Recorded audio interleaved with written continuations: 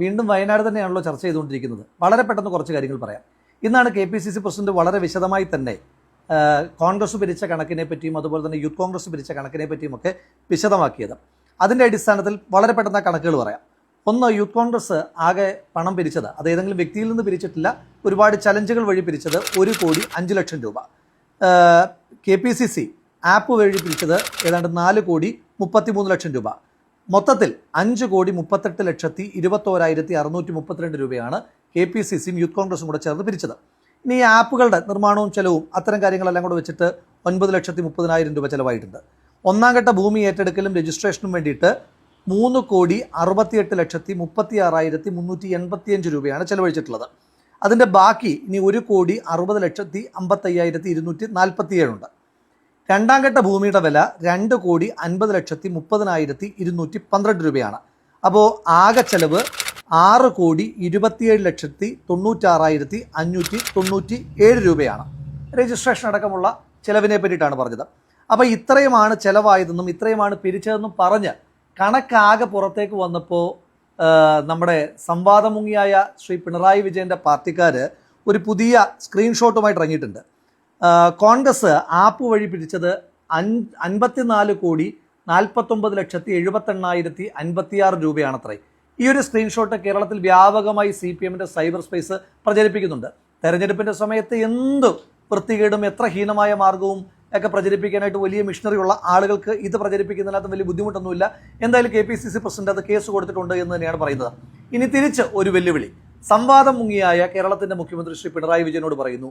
Kerala police ഇപ്പോഴും അങ്ങയുടെ നിയന്ത്രണത്തിൽ തന്നെയാണല്ലോ.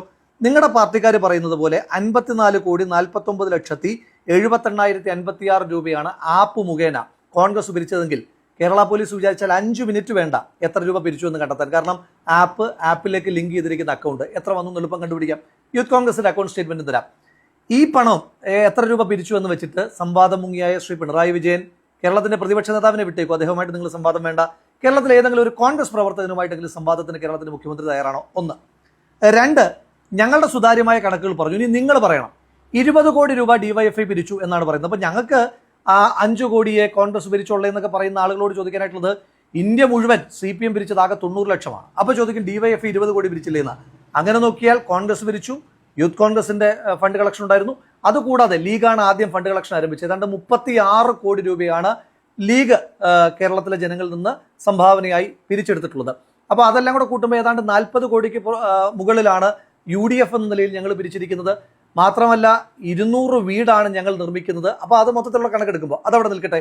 ഇനി തിരിച്ചുള്ള ചോദ്യം, 20 കോടി എന്ന DYFIയുടെ കണക്കിനെ പറ്റിയിട്ടുള്ള സുതാര്യമായിട്ടുള്ള വിവരങ്ങൾ നിങ്ങൾ പുറത്തുവിടാമോ? നിങ്ങൾ പറയുന്നു ഒരാളിൽ നിന്നും പണം പറ്റിയിട്ടില്ല എന്ന്.